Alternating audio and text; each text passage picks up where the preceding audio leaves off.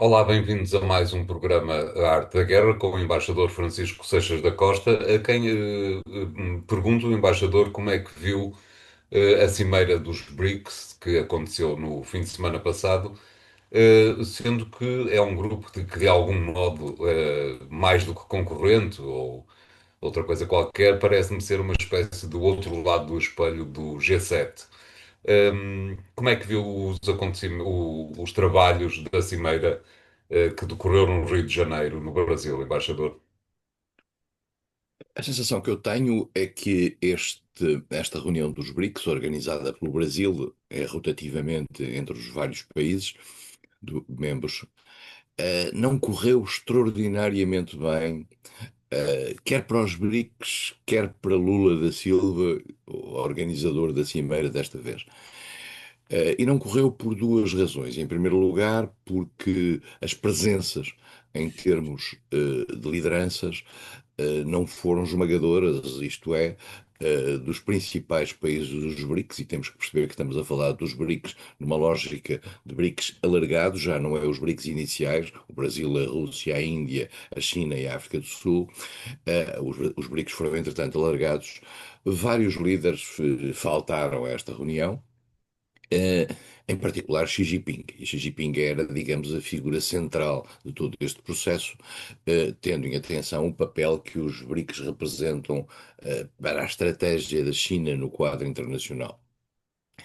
Eh, Este é o aspecto, quer dizer, uma presença relativamente moderada daquilo que foram os líderes de vários outros países. Faltaram líderes como do Egito, o Irão, etc. A Índia. E, e, e depois também o grau de acordo que se reflete naquilo que foram as conclusões dos BRICS.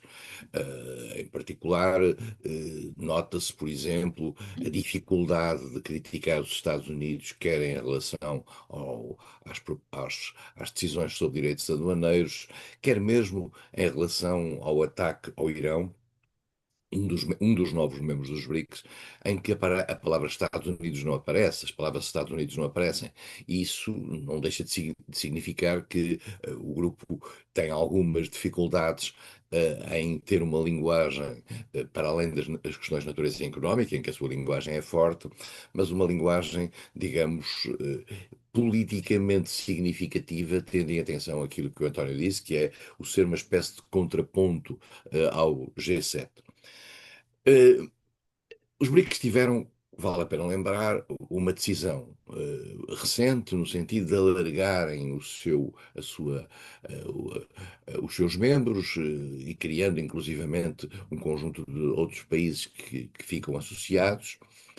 E lembremos-nos que nessa altura nós discutimos aqui sobre o que é que isso significava, qual era a ideia de ter um grupo de países alargado. E a ideia parecia evidente, era a maneira de ter mais força, de ter uma parte significativa, quer da população mundial, que os BRICS representam uma maioria, tendo em atenção em particular a presença de países como a China ou a Índia, quer em termos de economia, em que os BRICS representam cerca de 40% da economia mundial. Não estão lá os países desenvolvidos do Norte, mas a acumulação, digamos, dos vários Estados ali representados, dá algum significado. Só que lembramos que na altura houve uma discussão no seio dos BRICS sobre o que é que se pretendia com este alargamento.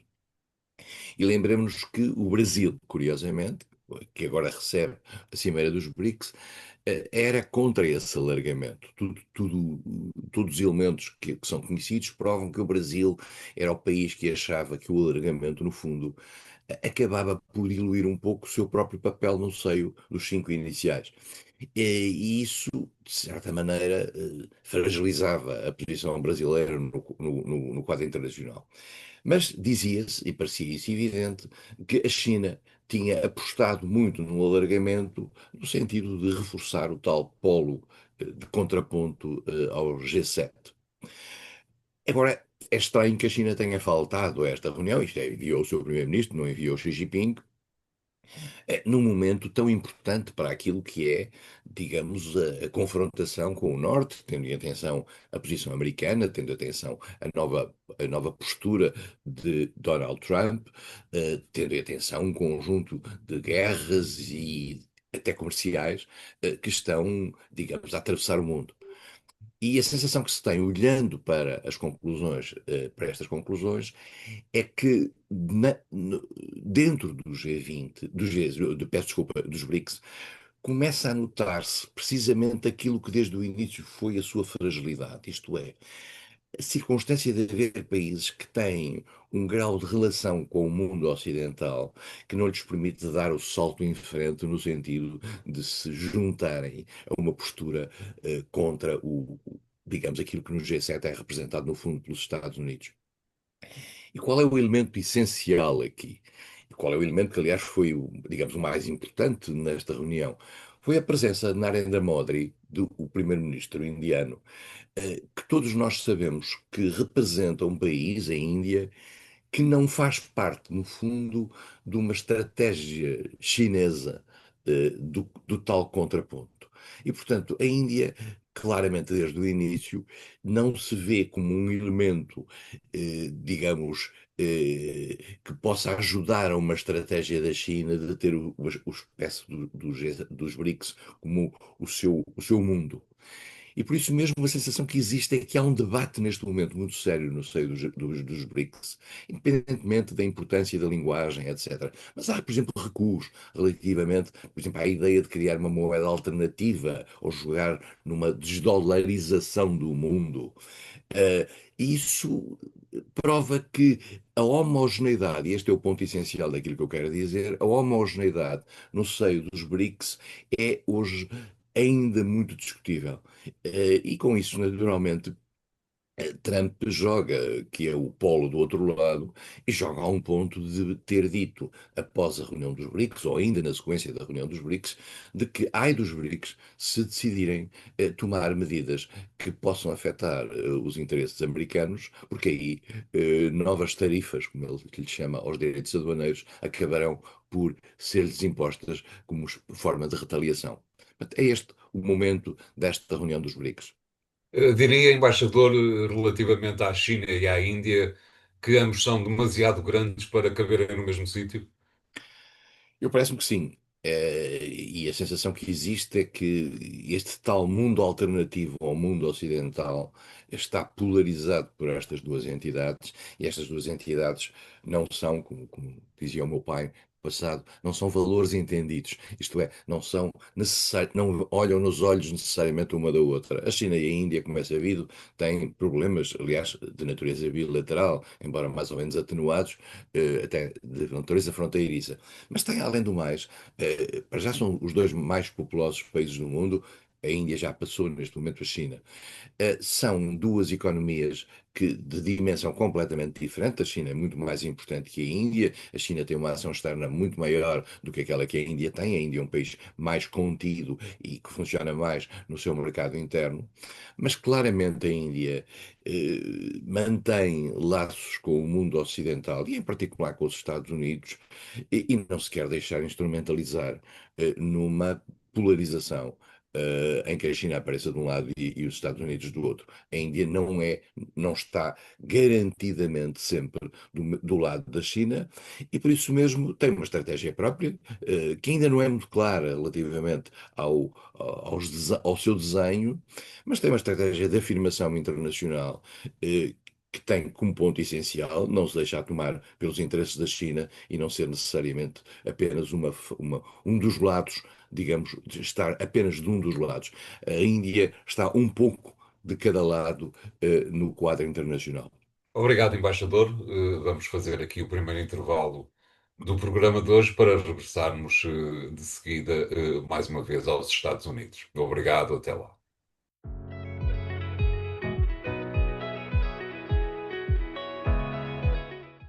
Bem-vindos à segunda parte da Arte da Guerra, desta vez para pedir-lhe, embaixador, e continuando no quadro dos Estados Unidos, que de alguma forma foi quem venceu a Cimeira dos BRICS. Entretanto, na Casa Branca houve um encontro entre o presidente norte-americano e o primeiro-ministro israelita. Foi durante um jantar que houve uma interessante sobremesa. Mais ou menos nessa altura, Netanyahu decidiu explicar a Donald Trump que iria enviar ao Comitê Norueguês do Nobel a sua candidatura ao Prémio Nobel da Paz. Foi uma espécie de gag, diria eu. Como é que viu, embaixador, a visita do primeiro-ministro israelita à Casa Branca numa altura em que se tenta um cessar-fogo que parece bastante longínquo, depois de os dois países ali presentes terem tomado a iniciativa de atacar o Irão? Como é que viu o embaixador toda esta questão?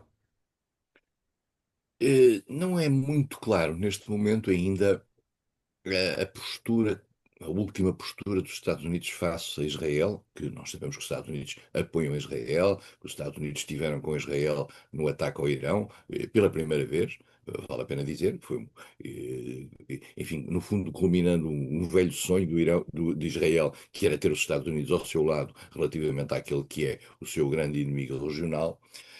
Mas depois disso vimos que a posição americana uh, não é necessariamente a posição israelita em algumas circunstâncias. Isto é, Israel tem uma grande autonomia e consegue, digamos, condicionar de certa maneira o amigo americano. Tinha-se visto isso ainda a quando da ida de Donald Trump à região em que não foi Israel, mas de qualquer maneira nota-se que os dois países estão basicamente do mesmo lado. Netanyahu procura elogiar é um elemento essencial na relação com Trump. Quem elogia, para que Trump funcione em favor de determinados interesses é preciso elogiá-lo, aliás, como se viu na postura subserviente de Mark Rutte, secretário-geral da NATO, a quando da vinda de Trump à Europa. Portanto, Netanyahu elogia Trump e diz sempre aquilo que já disse do passado, que era o presidente americano que mais próximo esteve dos interesses de Israel, e aparentemente assim é. E decidiu informar Donald Trump que tinha proposto ao Comitê Nobel eh, a possibilidade de ele ser nomeado Prémio Nobel da Paz em 2025. Vale a pena lembrar, nunca é despiciente lembrar que os prémios Nobel são atribuídos todos na Suécia, com uma exceção, que é na Noruega, o Prémio Nobel da Paz.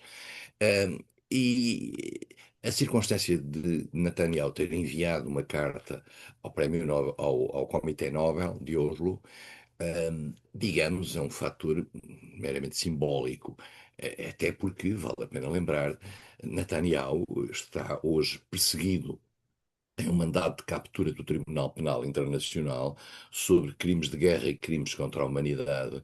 E é um pouco irónico que o promotor de uma candidatura ao Prémio Nobel da Paz seja precisamente alguém que está perseguido por um Tribunal Penal Internacional e que, teoricamente, pelo menos não pode ir a certos países, caso contrário, é preso ou será detido e enviado para o Tribunal Penal Internacional na Haia. Aliás, circunstância idêntica àquela que acontece com Vladimir Putin e que acontecia também com os dirigentes do Hamas. Só que os dirigentes do Hamas, entretanto, digamos que a sentença foi um bocadinho acelerada e foram liquidados por parte de Israel. E, portanto, só neste momento Benjamin Netanyahu e Vladimir Putin estão com a cabeça a prémio, digamos, para utilizar uma expressão do Texas, portanto, é um pouco estranho que seja alguém com este currículo internacional a propor o Prémio Nobel da Paz. Mas isto, vamos ser claros, isto é um faz de conta. Isto é um gesto apenas para mostrar por parte de Israel aos Estados Unidos o apreço que Israel tem pelos Estados Unidos e que Netanyahu tem por Donald Trump. E por isso mesmo não significa muito. Mas é importante tentar perceber daqui o que é que vai suceder no caso de Gaza e também no caso do Irão, no pós esta visita de Netanyahu aos Estados Unidos. que tem como elemento essencial a tal proposta americana num cessar-fogo, mas é um cessar-fogo com as seguintes características: é um cessar-fogo de 60 dias, com um calendário de entrega dos reféns que o Hamas tem desde outubro de 2023 na sua, na sua posse, fim do qual Israel passa a poder reentrar em Gaza. Eu não sei o que é que vai acontecer, não sei se o Hamas aceita ou não aceita isto. O Hamas, já aqui analisamos, no dia em que perdeu os reféns, perde qualquer moeda de troca. Os reféns é uma moeda de troca nojenta por parte do Hamas. O Hamas são civis que foram raptados num ataque terrorista que matou mil e tal pessoas. E depois disso, Israel, em retaliação a esse ataque e ao facto do Hamas de ter esses reféns, fez, enfim, aquilo que nós conhecemos como esta campanha em Gaza, em que já matou cerca de 60 ou 70 mil pessoas. O número cada vez é mais discutido. E ainda faltam, e ainda estarão reféns em Gaza. E por isso mesmo, eu devo confessar que não tenho grande esperança que haja um acordo mínimo neste aspecto. Israel quer liquidar a força do Hamas no território. O Hamas procura resistir dentro desse mesmo território e essa resistência só pode ser vencida por via de natureza militar, e essa via de natureza militar implica também que as vítimas colaterais num território tão pequeno como aquele acabem por aumentar. E neste momento, aquilo que se sabe e que se volta a saber nos acordos entre os Estados Unidos e Israel é de que andam à procura de países para enviarem para lá 2 milhões de palestinos que vivem na Palestina, que nasceram ali, vale a pena dizer, nasceram ali, na esmagadora maioria dos casos, estavam ali já acantonados, neste momento estão praticamente acantonados em campos de concentração. Isto, digamos, para quem tem alguma memória, faz muito lembrar a Segunda Guerra Mundial, em que as vítimas não eram palestinos, mas eram judeus. E, portanto, estamos aqui num terreno que eu não me parece que tenha uma solução muito evidente e, em particular, eu devo confessar que não tenho nenhuma esperança que este cessar-fogo tenha alguma sequência positiva. Até porque a esses 2 milhões de cidadãos, ninguém perguntou sobre onde é que querem passar a viver, ou principalmente se é que querem deixar de viver na Palestina. Eu creio que nenhum deles quer deixar de viver na Palestina. Exato. São pessoas que nasceram ali, têm as suas raízes ali, o seu mundo, do seu ponto de vista urbanístico, está Bem, completamente, essa parte está resolvida, não é? está Já não há completamente. urbanismo nenhum para se sentirem pertença daquele lugar. O lugar não era, digamos, muito bonito sob o ponto de vista urbanístico. Eu conheço e atravessei Gaza e conheço Gaza, mas era, apesar de tudo, a sua terra. E onde viviam era uma terra onde havia uma densidade urbana fortíssima, em que as localidades sucediam umas às outras, desde o norte até à fronteira com o Egito. E, enfim, havia uma vida de dezenas de anos ali, em que pessoas por ali viveram. Tirá-las dali, não se percebe bem qual é a lógica, a não ser uma lógica que eu me recuso quase a qualificar. Para uma resposta rápida, embaixador, parece-lhe que, entretanto, o dossiê Israel-Irão está fechado? Não. Não me parece. Eu acho que Israel reserva-se o direito, quando e se lhe apetecer, fazer qualquer tipo de ação que possa configurar, digamos, o ataque a alguns alvos que ele considera dignos de serem atacados, falo-á sem qualquer limitação. Israel ganhou nesta guerra, que é uma guerra que Israel ganhou, vale a pena sublinhá-lo, com a ajuda dos Estados Unidos, ganhou um espaço de manobra e de intervenção naquela região em que hoje, digamos, é o dono da bola naquela região. E não tenho a mais pequena esperança que a guerra tenha acabado. Neste momento, tudo dependerá, de certa maneira, de como o Irão se comportar. Mas a partir do momento, Israel quer, tendo perdido a esperança de ter apoio dos Estados Unidos para uma mudança de regime no Irão, que é muito difícil de fazer, em particular neste momento em que, sendo o Irão atacado, naturalmente há um sentimento nacionalista, de certa maneira protege o regime iraniano. eh, Israel vai pretender manter a instabilidade, digamos, dentro do regime iraniano. E vai procurar fragilizá-lo o mais possível, quer na ação internacional do regime, quer, digamos, nas suas capacidades de natureza militar. Israel quer transformar o Irão num país frágil. E tudo fará, e estará livre para o fazer, pela simples razão de que as ações internacionais de Israel não são punidas pela comunidade internacional de nenhuma forma, tudo fará para fragilizar o Irão. Para quem acha que o Irão deve ser fragilizado, Israel estará sempre do lado bom. Para quem tem algum respeito pelo direito internacional, acha que, apesar de tudo, o Irão tem os direitos que tem qualquer outro país, independentemente do regime que tenha. Os regimes não são hierarquizados no plano mundial por serem ditaduras, por serem ditaduras clericais, como é o Irão, ou democracias, como já foi Israel. Portanto, os regimes têm direito a existir. Nas Nações Unidas, a maioria dos países não são verdadeiras democracias. Mas, por vistos, há países que não têm o direito, digamos, de escolher os seus próprios regimes. E esse, claramente, é a situação que hoje um pouco se vive na zona do Médio Oriente. Claro. Obrigado, embaixador. Vamos fazer aqui o segundo intervalo do programa de hoje. Voltamos já de seguida com o último tema. E até lá, obrigado.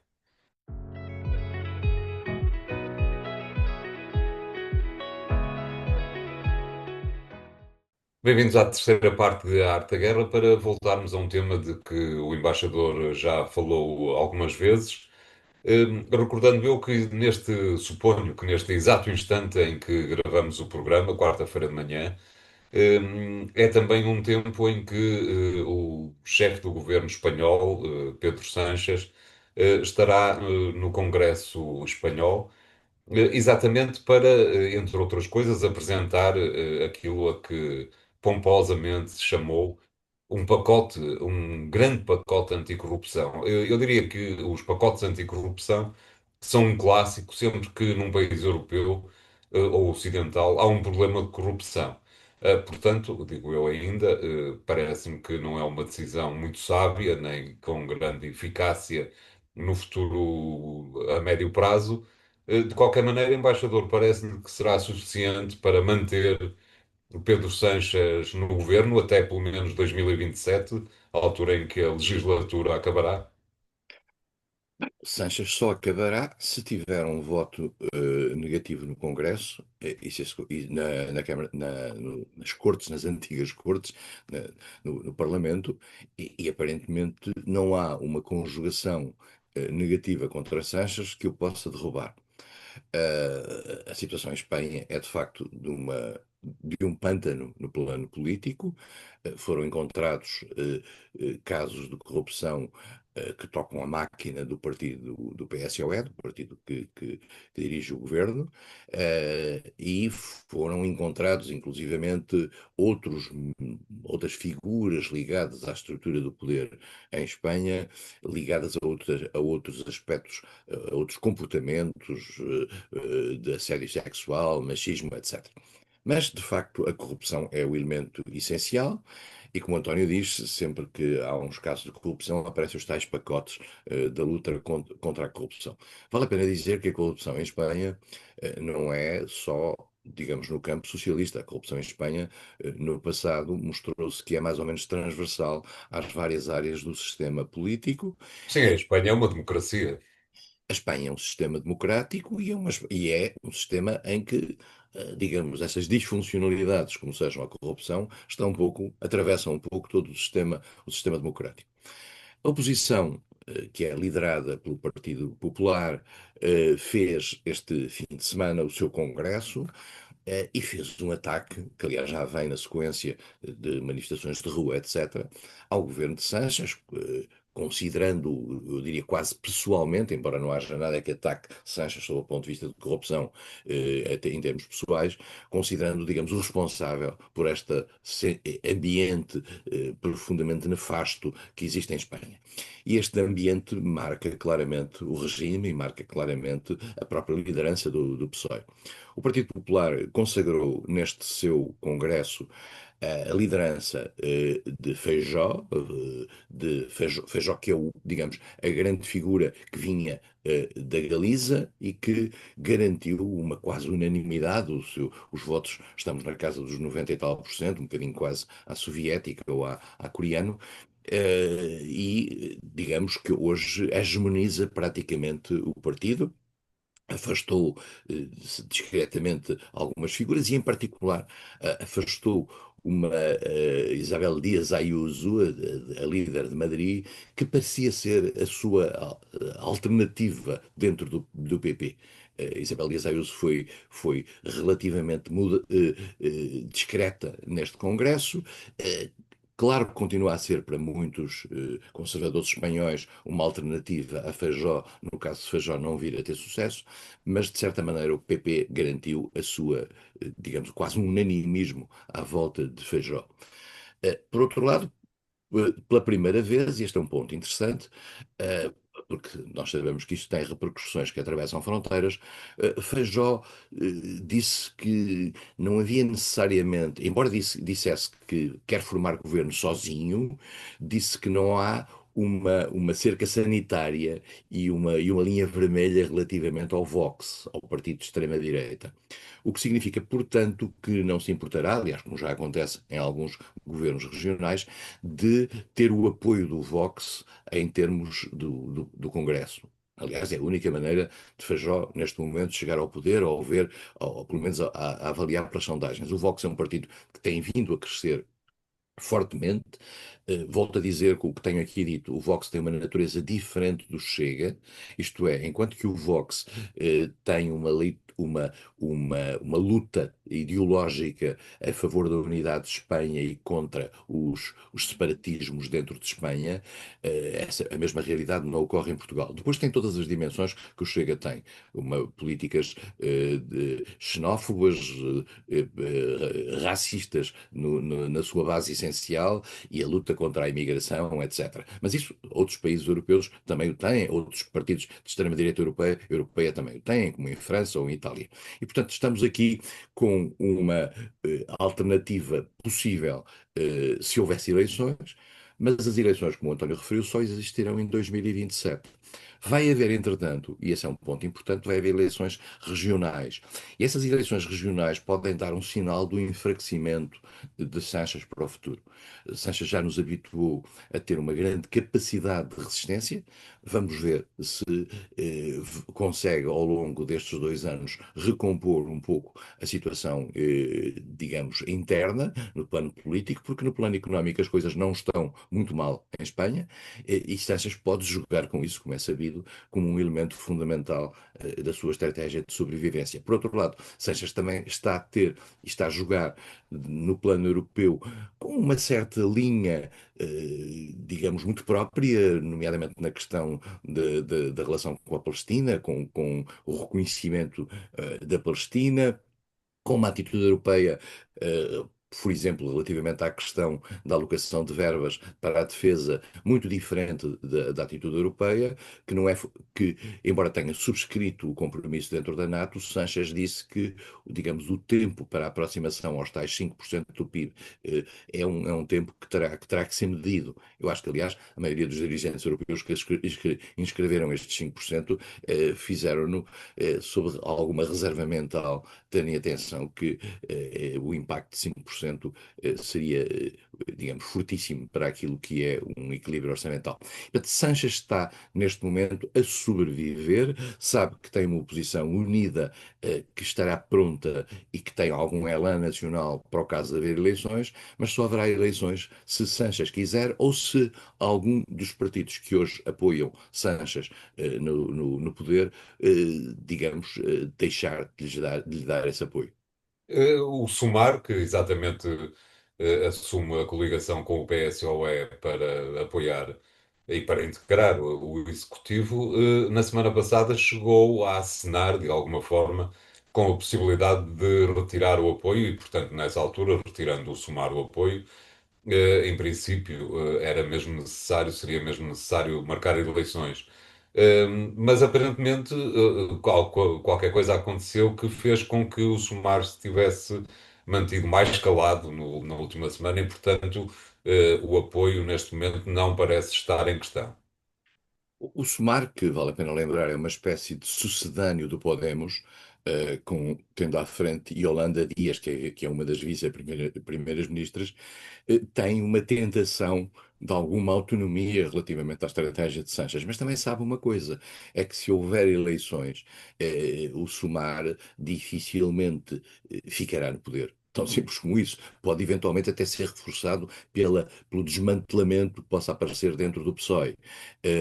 Mas dificilmente terá a possibilidade de presença no poder e, em particular, de manter um lugar de vice-primeiro-ministro. E, portanto, eu acho que somar por razões de sobrevivência vai se manter no apoio a Sanches, embora possa ser mais ou menos crítico. Claro.